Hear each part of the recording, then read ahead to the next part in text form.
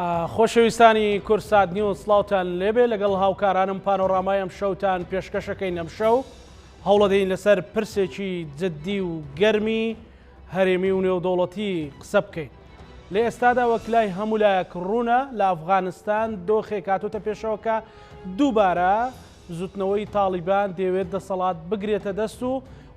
لە سەدا 60 ناوچە سەرچیەکانیشی بەدەستەوەی. ئەمەش دوای ئەوە هات کە ئەمریکا سەربازەکانی لە ئەفغانستان کشاندەوە لە کاتێکدا تەواوی حکوومەت و سیستەمی حکومڕانی لە ئەفغانستان بە پشتیوانی ئەمریکا لەسەر هێڵ بوو.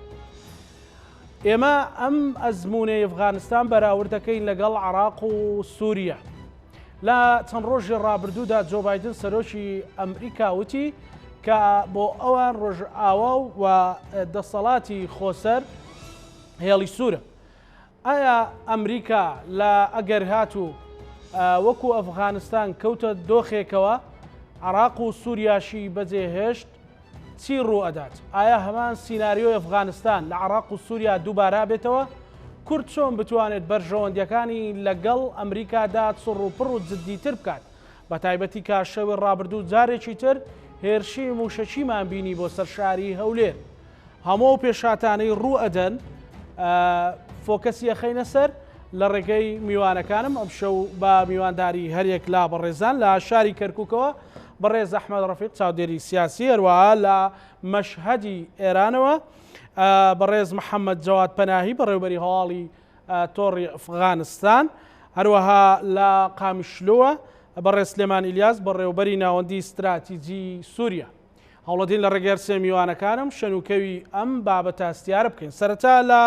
بەڕێز محەممەد جەواد پەناهی بپرسین. بەڕێز ئاغای پەناهی، ئەو دۆخەی ئەفغانستان خوێنەوەی ئێوە بۆ دۆخی ئەفغانستان چی؟ ئایا پەیوەندی بە بەهێزبوونەوە و خۆڕێخستنەوەی تاڵیبانەوە هەیە یاخود پەیوەندی بە جێهێشتنی ئەمریکاوە هەیە کە ئەمریکا ئێستا ئەفغانستانی تا ڕادێکی زۆر جێهێشتووە؟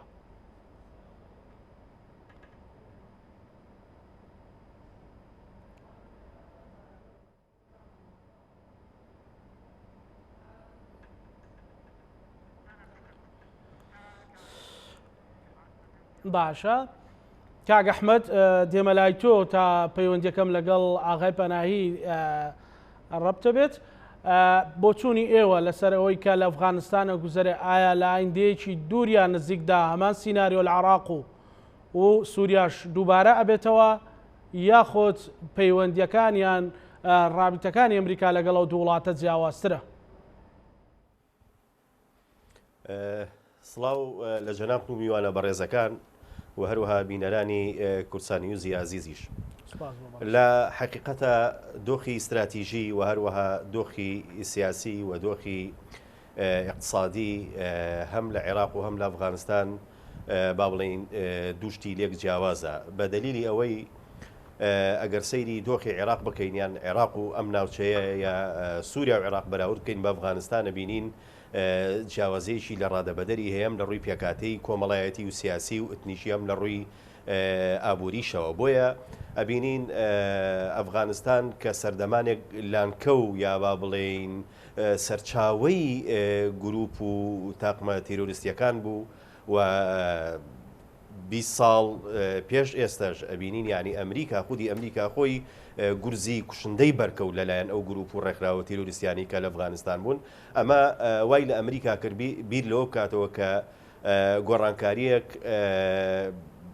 لە ڕۆژهەڵاتی ناوەڕاست و بە تایبەتیش لە ئەفغانستاندا بکات بەوەی کە با بڵێن مەترسی گروپ و باندە تیرۆریستیەکان لەسەر بەرژەوەندیەکانی خۆی لە ناوچەکە و بە تایبەتیش لە ئەمریکا دوور بخاتەوە. ئەوە بوو هەستا بەلێدانی گورزی سەربازی و لە ڕێگەی عسکەریەوە توانی گۆڕانکاریە بکە. بەڵام ئەبینین لە ماوەی ئەو 20 ساڵەیە دۆخی ئەفغانستان نەکرد لە پاشەکشەدایە، بەڵکە حکوومەتی ئەو وڵاتە نەیتوانیەوە بەداخەوە نەیتوانیەوە کە بە تاوەتی هەموو بنتەکانی ژیانی کۆمەڵایەتی و سیاسی و ئەتنیشی لە ئەفغانستان بگۆڕێیە بە دیوێکی ترا گۆڕانکاری ڕیشەیی بکاتیایە. بۆیە ئەبینین لە وڵاتانی کە کێشەی با بڵێن ئابووری هەیە، کێشەی سیاسی هەیەەوە بە تایبەتیش لە بینی دوو کەوانە مەسەلەی گەندەڵی دەست باڵایە. ئەبینین لە وڵاتانە زیاتر ئەبینین گروپ و ڕێکخراوە تیرۆریستیەکان لە گەشەکردن و نەشونوماکردندان بۆیە ئەمریکا گەیشتە ئەو بڕوایی کە چیتر دادی نادا هەتایە پشتیوانی و پشگیری لە ئەو حکوومەتە بکە کە لە لای بەشێک لە خەڵکی ئەفغانستان جێی پەسەند نییە و لە لای بەشەکەی تریشی وەکو پێویست با بڵێن جێی پەسەندی ئەو خەڵکە نیە ئەم لە ڕووی خزمەتگوزاریەوە هەم لە ڕووی دامەزراندنەوە هەم لە ڕووی با بڵێن لایەنی عمرانی و ئاوەدانی و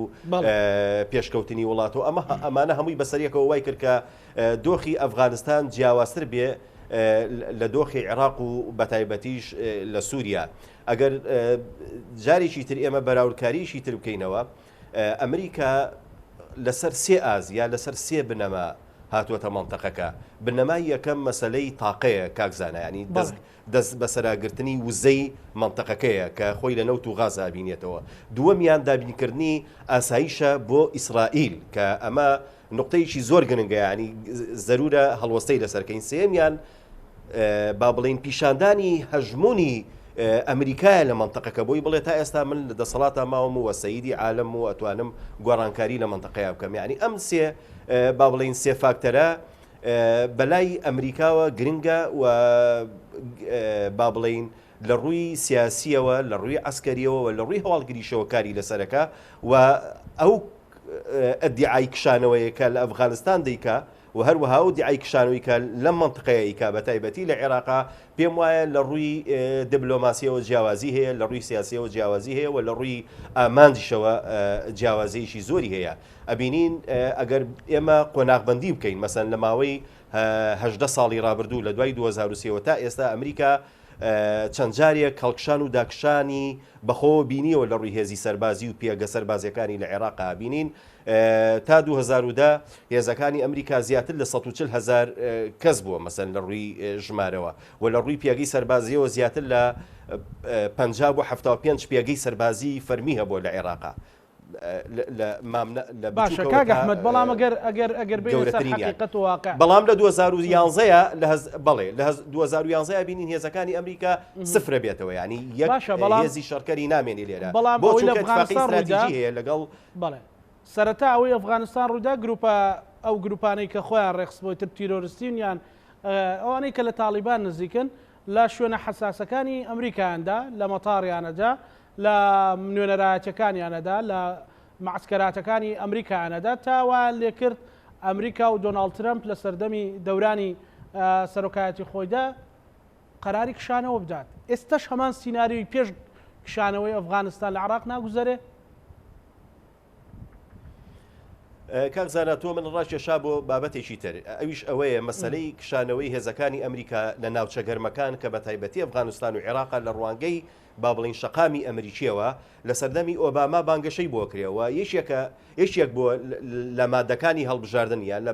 مادەکانی بانگەشەی هەڵبژاردن کە سەرۆکە دوایەکانی ئەمریکا بانگەشیان بۆ کردووە. ئێستا ئەمریکیەکان شەقامی ئەمریکی چاوەڕێی ئەوەن یەکێک لەو سەرۆکانە جێبەجێ بکە. ئۆباما ئەمەی پێشنیاز کرد، ترامپ ئیشی لەسەر ئەوە کرد کە ئەو هێزانە بکشێتەوە. گەر دیقەت بدەین چەند جارێک مەسەلەن جۆمان لێبوو ئەمڕۆ ئەکشینەوە سبەینی ئەکشینەوە کشینەوە وڵا ئەم تەڕەدوداتە ڕوویدا لە سەردەمی ترامپ. باشە بەڵام ئێستا جۆ بایدن ئەوێ ئەمە بە پراکتیکی جێبەجێ بکە. بەڵام جێهێشتنی هێزە شەڕکەرەکانی ئەمریکا جیاوازە لە ئەفغانستان وەک لە عێراق بە دەلیلی ئەوەی من ئاماژەم پێکرد ئەمریکا نەهاتووە بۆ ڕۆژێک و دوان، نهاتووە لەبەر خاتری کورد نهاتووە، لەبەر خاتری شیعە نهاتووە، لەبەر خاتری سونە نهاتووە، بۆەوەش نەهات سەرەتا کە نیزامی حەزی بەعز بگۆڕێ، بۆەوە هات دەست بکرێ بەسەر تاقەی ناوچەکە و وزەیەکی لە ڕادەبەرە لە مەنتەقەکەیە و هەروەها ببێتە حاجزێک لە بەردەم ئەو هیلالە شیعیەی کە ئەمریکا بە مەترسی ئەزانێ لەسەر ئاسایشی نەتەوەی نیشتیمانی ئیسرائیل. ئەمە خاڵێکی زۆر جەوهەریە. بەڵێ ئەگەر هاوکارانم لەگەڵ ئاغای پەناهی لەسەر هێڵ بن، بەڕێز ئاغای پەناهی، ئێمە پرسیاری ئەوەمان کردەوەی کە ئێستا لە ئەفغانستانە گوزەرێ، ئایا پەیوەندی بە کشانەوەی ئەمریکاوە هەیان بە خۆڕێخستنەوەی ئەفغانستان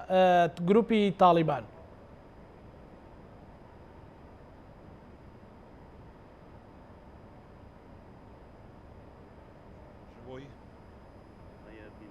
همو بیناره من کانال کورسات نیوز افغانستان بگشتی ام توشی شرک نافخو بونه و هر وقت در و شر درکی و نافخوی بونه که گلک باندورهایه ولاتن زلهیز لگوری بر جواندی نخوا لافغانستان دا دست واردان دکن ایرو روژه دا خلق افغانستانی ازمونه که تازه دبینن دم سال ورزه که کمونیست تام کرنه و جرباندنه سیستم و پرگال اسلامی جدیدتنه یعنی سیاست اسلامی سیاسی جدیدتنه بچه بین خواه و هر وها سیستم دموکراسی جی ازمون و تاقی کرنه وان هبیه یعنی لبالات افغانستانه چه جوان سیستم نشیانه و نکارینه بر سبا همو داخازن خلکی افغانستان دن یعنی داخاز ایرمان جی نکرنه پشتی شکست طالبان ده سالین بهوری دا خلکی افغانستان هیویدار بون کو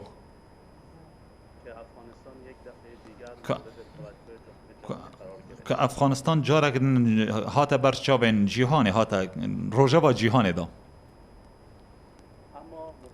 لی مخابنی و جواکا ناف دولتی وکو که داخاز افغانستان بو برسو افغانستان و خلق افغانستان ندا و چه برنامه و پروگرامک جبوی ویکی چه نبو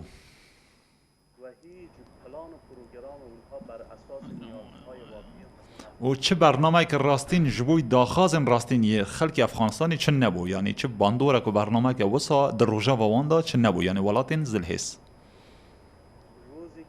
روژا کو نتبین یگرتین امریکا هات دناو آخا افغانستانی دا و هر وا کنفرانسا بون لولات آلمانیا هات لدارخستن بله بله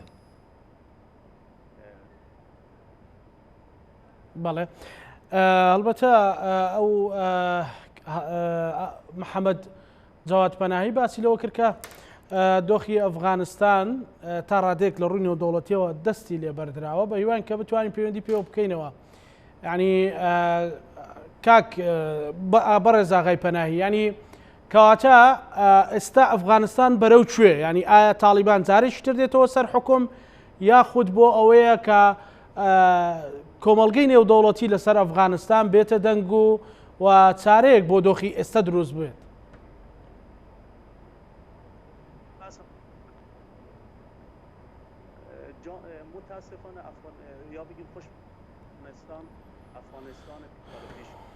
افغانستان گلک پنگاو برینه هنگاوین جدی و آویتنه منطقه و شرایط جهان شرایط 20 شرط و مرجن وی ان هذا ين 20 سال بريان هنا يعني قال جوهرتن ده اصلا جهان ده رجلات ناوین ده هاتنه چه کرن افغانستان عندنا هذا سر لگوری برجواندین ولاتن زلهیز پنگا واندا بجا خلق افغانستان و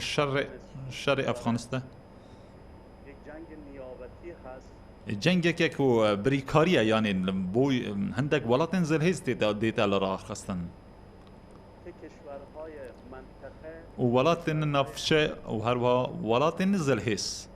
دوی دا برجواندی وان هنه کو لهمبر هاو راد کبن و در کنه شر نفو و ولاتن مازن زلهیز لگوری برجواندین خوا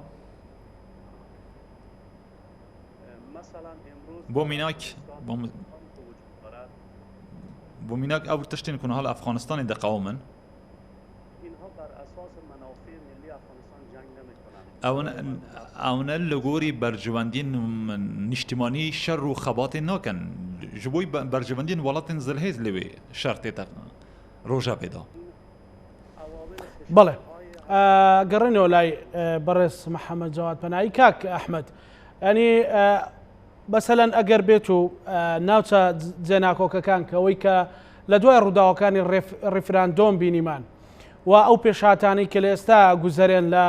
عراق و ناوچەکە و زوو ئەمریکا باز دەوە کاکە تەنها لە ڕووی دیبلۆماسیەوە لە عراق مێنێتەوە و هەندێک لە هێزە سیاسی و ئەوانەی کە هێزیشیان هەیە تەنانەت باز دەوەکەن کە ئەبێ ئەمریکا بکشێتەوە ئەمە چ چارە نووسێک بۆ بەتایبەتی ناوچە جێناوەکان دروستەکە ینی ئەبێ ئەمە ورتر قسە لە سەرکشانەوەی هێزەکانی ئەمریکا بکەین ئەبینین اتفاقیەکی استراتیژی هەیە لە نێوان ئەمریکا و حکوومەتی عێراق لە سەردەمی ئۆباما ینی لە 2011 ئەمە قۆناغ بە قۆناغ کاری لەسەر کراوە و هێزەکانی ئەمریکا بە قۆناغ بەبێ ئەوەی کە پەرلەمان و حکوومەتی عێراق گوشار خاتە سەر هێزەکانی ئەمریکا هێزەکانی خۆی هێزە شەڕکەرەکان بە تایبەتی کەم کردوتەوە لە عێراق و ناوچەکە بەڵام ئەبینین کاتێک کە دۆخی با بڵین دۆخی پێگەکانی ئەمریکا لە ڕووی ئەمنیەوە ئەکەوێتە ژێر هەژمون و لێدان و کردەی با بڵین سەربازی لەلایەن گروپە جیا چەکدارەکان ئەمریکا بیر لەوا کاتەوە بیر لە ڕێگە چارێکی ترە کاتەوە بۆ ئەوەی ئەو دیالۆگی استراتیژیە با بڵین چرتر بکاتەوە لەگەڵ عێراقا بگەنە ئەنجامەکە ئەوەیە کە هەموو ئامانجی ئەمریکاوی کە بەڕووکەش ئێمە لە ئیعلامە دەیبینین و خوێندنەوەی بۆ دەکەین ئەوەیە کە عێراق ئەو توانایی هەبێ با بڵین سنووری سیاسی خۆی سنووری دەوڵەتی عێراق بتوانێت توانای پاراستنی هەبێ و ئەو گروپ و باندە تیرۆریسیانی کە لە شێوەی داعش و ئەوانی ترکە لە ماوەی ڕابردوودا ببوونە هەڕەشە لەسەر سیادەی عێراق لەسەر سەروەری عێراق بتوانێت ینی لایانی کەم بەرگری بکاوە پارێزگاری لەو سیادەی خۆی بکە ئەمە ئامانجی ئەمریکاوی کە بەڕووکەش هەمومان دەیبین و خوێنەوەی بۆکەین بەڵام لە حقیقەتە یعنی وەک ئاماژەم پێکردیانی ئاستی یەکەم کە ئەمریکا لە ناوچەکە وای کردو ئەمریکا جێگیر بێ مەسەلەی وزەیە و هەروەها ئاسایشی ئیسرائیلە و هەروەها هەژمونی خۆیەتی بۆیە یعنی ئێمە پێمان وانە بێ ئەمریکا بەو ئاسانیە پاشەکشەی تاوەتی بکە ینی ئەوەی وەک ئەوەی کە مەسەلەن پەرلەمانی عێراق ساڵی پار بڕیاری لێدا قەت ئەمە ڕوونادا یعنی گریمان ئەگەر هاتوو با بڵین لە بەغدا و ئەنبار و دیالە و تکریتیش مەسەلەن پێگەی سەربازی ئەمریکا پێگەی سەربازی ئەمریکا کۆتایی هات ئەوە بۆ مانایانە کە لە هەموو عێراقا کۆتایی پێدێ ڕەنگە هەرێمی کوردستان یەکێک بێ لە بەدیلەکانی ئەمریکا بۆ ئەوەی لەوێ با بڵین چالاشی سەربازی تیا ئەنجامدا ئەمە یەکێکە لەو خاڵانی کە حکوومەتی عێراق و گروپ و لایەنە شیعەکانی ژانی مەترسی ئەوەیان هەیە بەڵام من بە ئومێدم مەسەلەن هەر ئەتفاقیە کە لەگەڵ ئەمریکا کرا نێردەی هەرێمی کوردستان و حکوومەتی عێراقیش یعنی بە گرنگیەوە لەوە بڕوان کە پێکەوە مەسەلەن بڕیاری لێ بدەن یعنی وەکەوە نەبێ کە ساڵی پار پەرلەمانی عێراق بڕیاری داتەنا هێز و لایەنە شیعەکان بوون بڕیاریان لەسەرەوەدا کە ئەبێ ئەمریکا بەتاوەتی بکشێتەوە ینی هێزەکانی هاوپەیمانان و بە تایبەتیش هێزەکانی ئەمریکا ینی وای لێ نایە بە تەنها لایەنێک بڕیار لە چارەنووسی عێراق بدات چونکە ئەبینین ئەگەر بێت و بە زۆر پاشەکشە بە هێزەکانی ئەمریکا بکرێت لە عێراق ڕەنگە نەتیجەکەی باش نەبێ و ئەو لێکتێگەیشتنەی کە ئێستاشەیە و ئەو دیالۆکی استراتیژیەی کە لە نێوان حکوومەتی عێراق و حکوومەتی ئەمریکایە بەڕای من زۆر باشە ئەگەر پەری پێ بدرێت چونکە پێشە شتێ قسە لەسەر تەشی لەسەرەوە کاتەوە کە هێزی شەڕکەری ئەمریکا بکشێتەوە لە عێراق دووەم لایەنی کولتوری و سیاسی و دیبلۆماسی و تەنانەت تەندروستیش پەرەی پێ بدرێت لە نێوان هەردوو وڵاتە ئەمە بۆ خۆی پێم وایە ئەبێتە فاکتەری خێر و چاکە بۆ خەڵکی عێراق و بەو دیوە شاشکێتەوە کە بەبێ هیچ با بڵین ناخۆشیەک ئەمریکا عێراق بەجێ دەیەڵێ بەڵام ئەوەشمان بیر نەچێ مەسەلەن ینی تا ئێستا مەسەلەی هەڕەشەی تیرۆر لەسەر عێراق هەیە مەترسی داعشش بە تایبەتی نابێ ئەومان لە بیرچێ بە تایبەتی لە ناوچە جێناوکان چونکە فەراغێکی ئەمنی پانتاییکی زۆر هەیە لە نێوان عسکەر و پێشمەرگە و تا ئێستا نەتواندراوە ئەو پانتایەیە بە شێوەیەکی منەظەم کۆنتترۆل بکرێ و جموجوڵی داعش و چالاکی داعشی تێدا ئەنجام بدرێتە ئەم چرکە ساتە بۆیە یعنی پێمان وان نەبێ ینی عێراق ئێستا کە قسە لە سەرکشان و ئەمریکا ئەکرێ هێزەکانی عێراق توانای ئەویان هەبێت لە ڕووی سەربازیەوە ڕوبەڕووی داعش بنەوە ڕەنگە لە ڕووکەشاوا بێ بەڵام ئەگەر گۆڕانکاریەکی با بڵین کوتوپڕ یا خێرا ڕووبدا لە منتەقەکە و هێزەکانی هاوپەیمانان و ئەمریکا بکشێنەوە و هیچ بەو شێوازەی کە گروپ و لایەنە شیعەکان دەیەوێت ینی نەگەوەی کە حکوومەتی عێراق بەرنامەی بۆ داڕشتووە ڕەنگە و کاتە وەکو پێشوو ناوپەیمانان فڕۆکەمان بۆ هەستێنن نەنەڕووی لۆجستیەوە هاوکاریمان بکەن ئەو کاتە ڕەنگە بەغدا بکەوێتە ژێر کۆنتترۆلی تاوەتی گروپ و لایەنە تیرۆریستیەکان و کۆمەڵگەی نێودەوڵەتیش بە فریامانە نەکەوێت بۆیە ینی ئەمەیە مەترسیەکە کە ئەمریکا ئەگەر بێت و بەو شێوازەی کە شیعەکان دایانەوێ عێراق جێبێڵێ بە مەترسی دەزانم کاکزانە. بەڵێ کاک ئەحمەد ئەگەر ڕێمەوەلات بڕێزاغای پەنایی ینی ئێستا ئەوەی کە ئەفغانستان هەنگاوی یاخود ئەو ڕووداوانەی لە ئەفغانستان ڕوودەدەن ئەفغانستان بەرەو کوێ دەبات ینی وەکو پرسیاری پێشوم ینی حکوومەتی ئەفغانستان ئێوێ ئەمریکا و کۆمەڵگەی نێودەوڵەتی لەسەری بێتە جواب یاخود بە تەواوەتی لە کۆنتترۆل دەرچووە و ئیدی کابولیش دەکەوێتە دەستی گروپەکانی بزوتنەوەی تاڵیبان.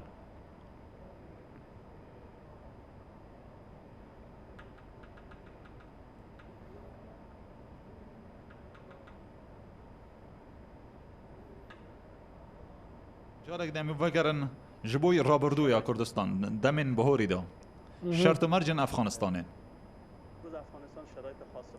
ئەفغانستان شەرت و مەرجن تایبەتên خوا هەنە ئێرۆ تالبان هێز وەرگرتیە لەسەر بتایبەتی ئیالەتە ئەمریکا نەتەبین یەکگرتی ئەمریکا پشتگیریەکە نەڕاستە ڕاست کە تالبان دەکە لەومە ئەو باندۆر چێکریە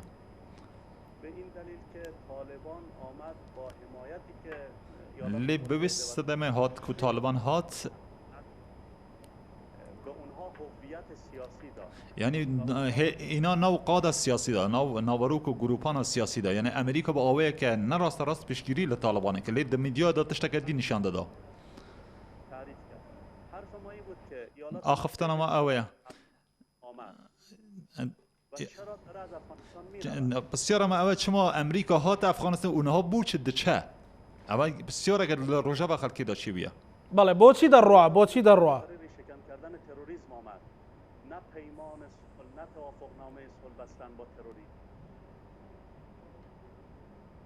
ژێدەرە تروریسمی بحشکە نەینکە پشتگیریە تروریسمی بکە ئەوە پرسیارێکە مەزنە دەمێژیان خەڵکێن ئەفغانستانیدا چی بووە ئیرۆ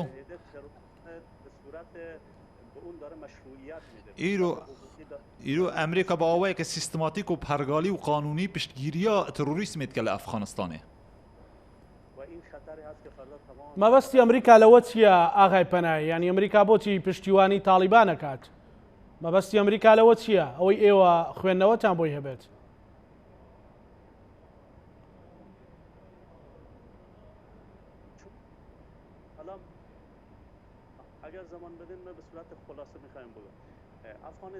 کورتاسی دەبێژم ژوارە کاسەدەم چی و چییە ئەمریکا ناوچەیەدا هەندێک بەرژەوەندی هەنا و هەندێک پێویستی بە پشتداوانیەکە ناوچەی هەیە لەومە و دەخوازە هەندێک هێز هەبی کە لە گۆری بەرژەوەندی خۆ بلبینی یانێ بە شەڕێ بریکاری بکات ژوانڕە لە ئەفغانستانێ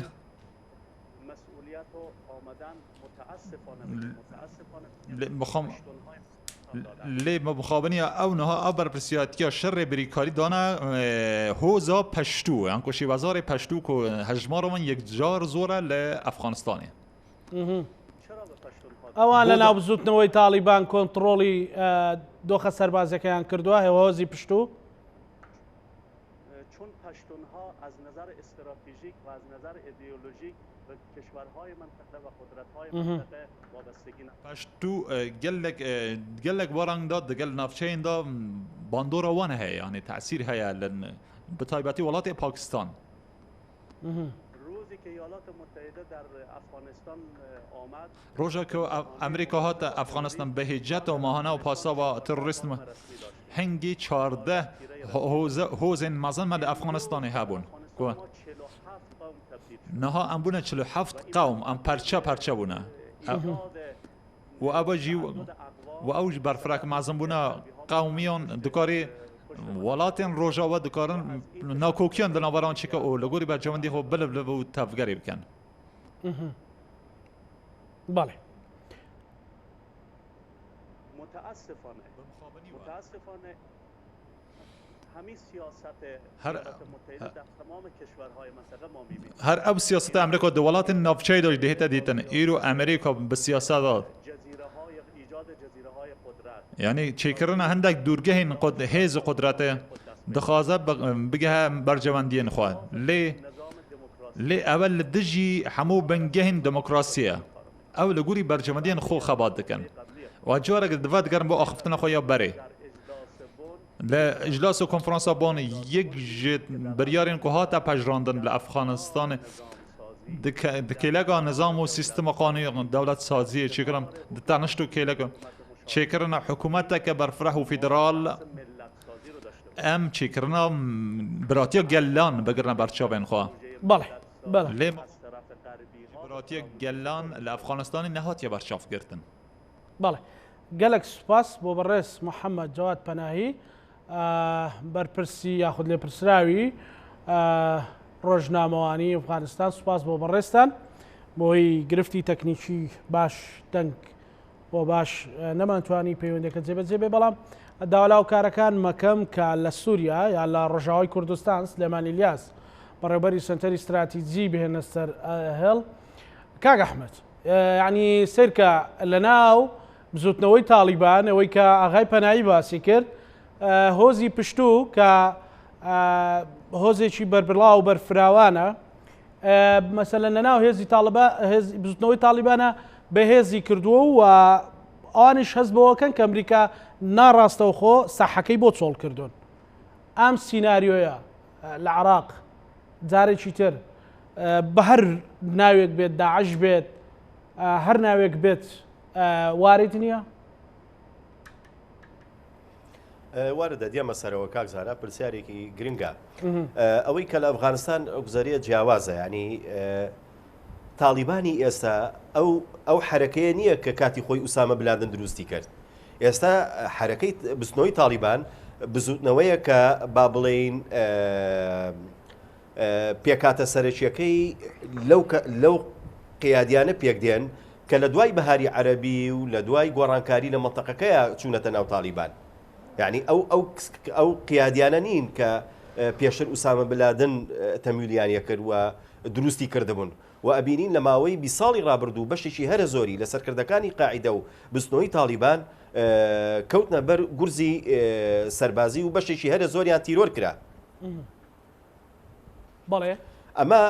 ئەمە لایەنێکی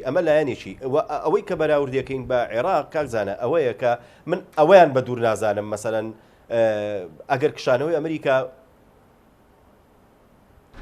بەڵێ کاک ئەحمەد بەڵێ ئەگەر جۆتان نێبە بەڵێ فەرموو بەڵێ ئەگەر بەراوردیکەین بە دۆخی عێراق من مەترسی ئەوەم هەیە کە چۆن ئەمریکا لە ماوەی 6 ساڵی ڕابردوو لە گفتوگۆی جدیا بوو لەگەڵ بستنەوەی تاڵیبان بە نێوەنگیری وڵاتانی کەنداو من زانیاریم هەیە کە حکوومەتی ئەمریکا ژێربەژێر لەگەڵ حزبی بەعسا لە گفتوگۆدا ینی چەند ساڵێکە و کێشەی هەرە سەرێکی نێوان حکوومەتی ئەمریکا و حزبی بەعس کەرکووک بووە کە تا ئێستا یەکلا نەبێتەوە ئایا ئەم ناوچە جوگرافیە ئەدا بە حزبی بەعس بە سونەیە دەیداتەوە بە کورد ینی تا ئێساوە یەکلا نەبێتەوە بە پێی و معلوماتی کە من ئەمە بۆیە یعنی ڕەنگە ئەو سیناریۆی لێرە دووبارە بێتەوە بەڵام بە جۆرێکی تر بە شێوازێکی تر ڕەنگە دوور نییە وەی پێمان وانە بێ ینی لە ماوەی چەند ساڵی ڕابردوو شیعە حکومڕانی عێراق بۆ هەر ئەوان بن ڕەنگە شانۆکە گۆڕانکاری بەسەرا بێ و کارکتەری تر بێتە پێشەوە و ڕەنگە بەغدا تەسلیمی سونە بکاتەوە و لە ناو سونەکانیش بیداتەوە بە بەعسێ میانڕەوەکان ئەمە ئەگەرێکی زۆر نزیکە ئەمریکا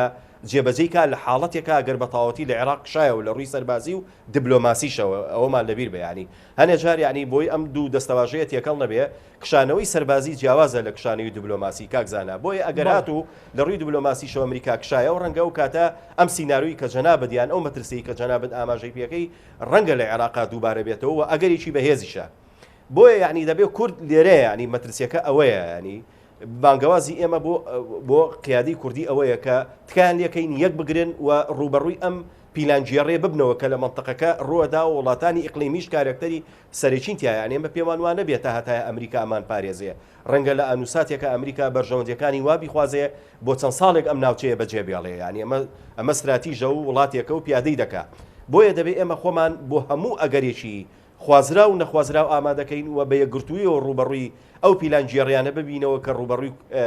دۆزی کورد دەبێتەوە لە منتەقەکە و بە تایبەتیش لە ناوچە جێناو بکەن. بەڵێ زۆر باشە کاک ئەحمەد ئەگەڕێمەوە وڵات بەڕێز سلێمان ئیلیاس بەڕێبەری سەنتەری استراتیژی لە ڕۆژاوای کوردستان لەگەڵمانە بەڕێز سلێمان دەمباش یعنی ئەوەی کە لە چەند ڕۆژی ڕابردوو گوێمان لێبوو لە سەرۆکی ویلایەتە یەکگرتووەکانی ئەمریکا جۆ بایدن باسی لەوە کرد کە ڕۆژاوای کوردستان و هەروەها حکوومەتی خۆسەر یان بەڕێوەبەرایەتی خۆسەر بۆوان هێڵی سوورە ئەمە تا چەند زەنگێکە کە ئەمریکا دەیەوێت پشتیوانی ڕۆژاوای کوردستان بکات.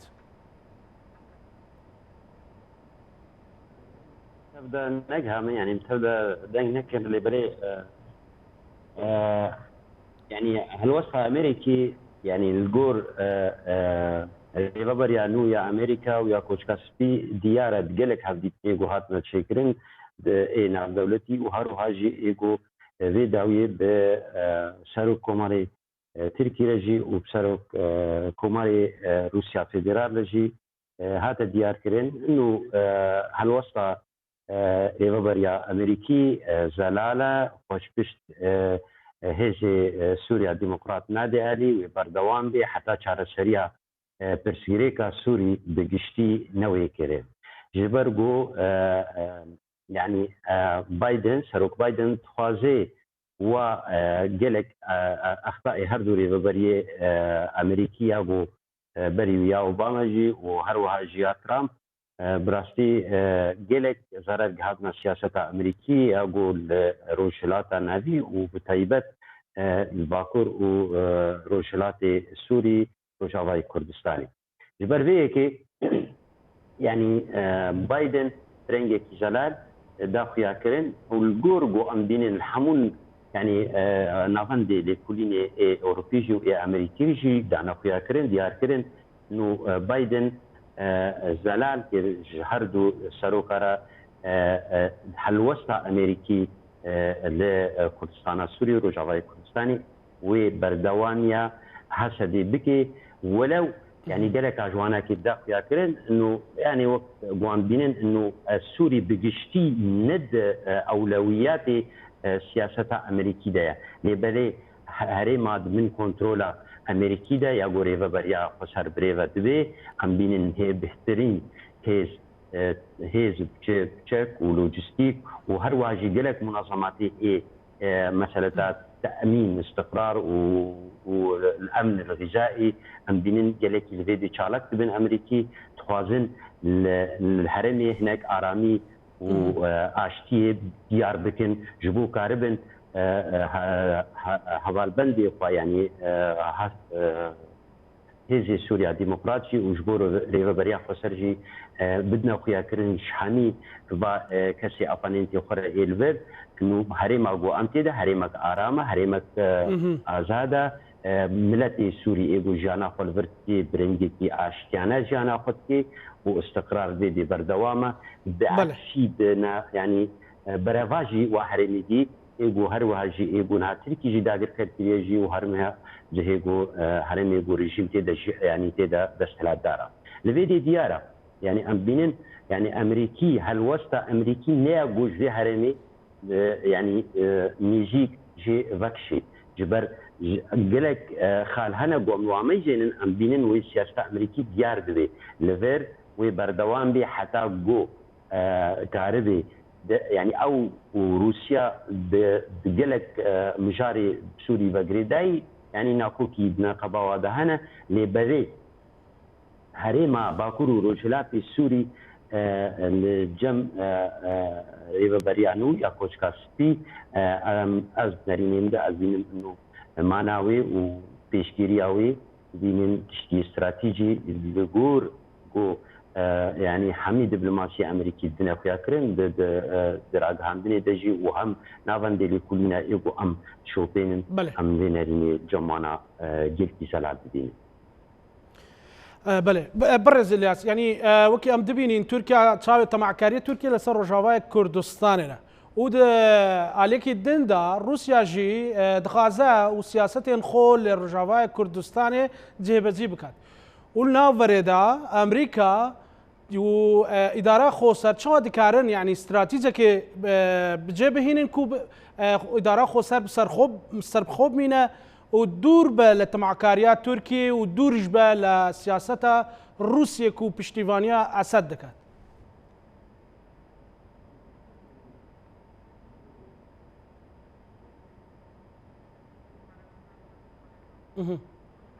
دنگه من تی؟ أنا دنگتی نهاته من قلت يعني أم تزاني كو تركيا تشابه تمعكارية سر رجاوای كردستان داناينه وعن هال عفريني دريكات ستاده و روسيا جي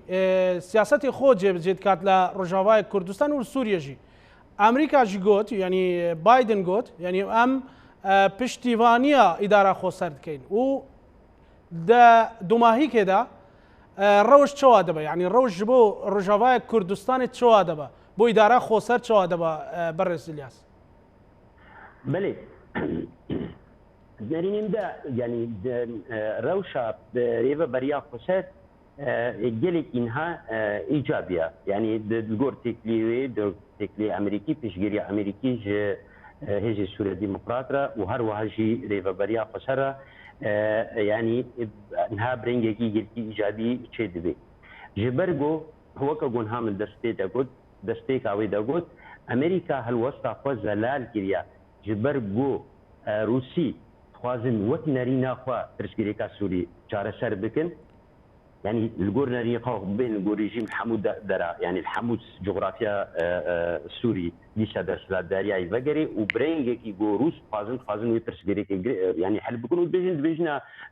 كرداجي وبيجنا يعني ريفا بريا خسر دبي أمي جارة سري كجوار ببينن بس أمي دريا خورا بنرينا روسي وأمريكي تجاري قد قبول لكن جو ابشتي فيقا كذا هناك يهاتيه كرين في شري جوهاتا كرين بتيروريا بداعشرا بعريكاريا هيجي سوريا ديمقراط جو اب كاري هاتا كرين ولو نابردن يعني بيرنجي وجد ولا روسيا درباس ابناك هالوسط قلتي ابش ناي بحوار كرين وناي كرين سياسه دجي ابناي كرين تركيا ايرو اوجي وايران جي قركي تخوازن جوهري زوتري پرسگریکا سوری وری چاره سر کردن جبر گو هر دو ما بس تکاوی ترکی تخوازه گو گلک دستکتی گو هاتنه کردن دستی کردال ویدی بن دست ببن يعني تقريبا جبر قلت شقا دريش بكي شقاوي ستاتوا ريفا بريا خسر و بشجيريا اولو بنرينات ركادا نوي بشجيريا وايكرن وبيوكا يعني وكا امريكي واكا وام بينن دي افشان صاله شوف تشرين يعني افهرين بريفا تيكرن والجور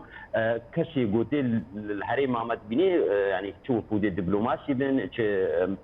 سیاست مداری گوته نبر چکسایتی اکادمیسیون تی نبر نرینا خودنا فيها كرن ومدبده يعني بالفعل تشتك شيء بويا تشتي جركي باشا يعني فيرنجي قوتين تدري الوا جغرافي السوري الهرمي بندستي تركي دو بندستي ريجيمي دو ايجو جي كنترول كي روسيا جي كنترول كي نوكا في هرمينا يعني ند حالات سياسي دجي وند وضع يعني ابوري دجي وهروها نب ارامي دجي ابهرين بهتر الفيديو تي ديار كرت جبر فيكي امريكا تجاري بمجال النادي جبر امريكا بيجينا اعاده بناء يعني افاكرنا سوري جنورا ام نادن حتى جو برسغريكا سوري نوا شار سر كرن سر بنجينا دس يعني بيستو دو بنجو شار بريارا يعني يا المتحده ودبيدا حتى جو ابنا نوي كرن افقط تشتي قوت شد بحمود تشتي قوتين كرن او سياستي قوت تركي وروسيا جي تخاز الوقت اسيتانا الوقت سوتشتين كرن حمونا باندورن جبرجو هالوسط امريكي يزلاله ذي هرمي ده تشتك ناي كرن جو نوي تفاندن قراره او بريارا 22 بيجو تشا بربيكي ام بينين هرمي هرم باكور روجلات سوري و برنجك ايجابي تكرن وازديد كي بحورم خلال هذه ساله ده ويجرك تشتي ايجابي ان كرن هر وهاجي جبر ولوجي كورجي يعني امريكي هنا كي باندورة ودختك زيدا الكردات كي جبو كاربن يكريجي كي تشي بكن حموكا بكنيك بعالية هالوسط امريكي ده بي وجبو كاربن بريال نجيل كي باش بستين جبو برسجريكا سوري چاره سر کرناوي كاربن سروي اساسي 22 بيجو چاروري كده بله قالك سپاس جبو بري سليمان الياس بريفافرانا وندا استراتيجيا لكولينين سوريا تو لباجر قامشلود قال ما قالك سپاس كاغ احمد اگر دو سرنجي خوتم بيبلي لسر ودو يعني دوازار اويكا بيويست كورد بيكات وكورد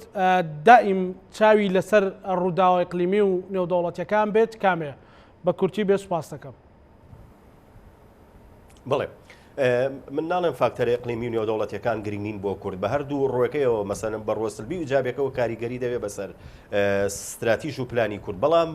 کێشەکەوەی کورد خۆی یەگرتوونیە تا پلانێکی گشتگیر دابنێ پێکەوە جێبەجێ بکەن لە هەمووی گرنگتر یەخستنەوەی هێزەکانی پێشمەرگەیە ینی بە بۆچوونی من لە ئێستاە کە ئەمریکاش و هاوپەیمانان تەکیدی لەسەرەکەن و ینی ئەمڕۆ بکرێ لە سبەینێ باشترا ئەمە زۆر گرنگە بۆیە هاوپەیمانان و ئەمریکاش جەختی لەسەرەکەنەوە هەروەها یەک استراتیژمان هەبێ یەک استراتیژی هاوبەشمانە بێ یەک بەرنامەی هاوبەشمانە بێ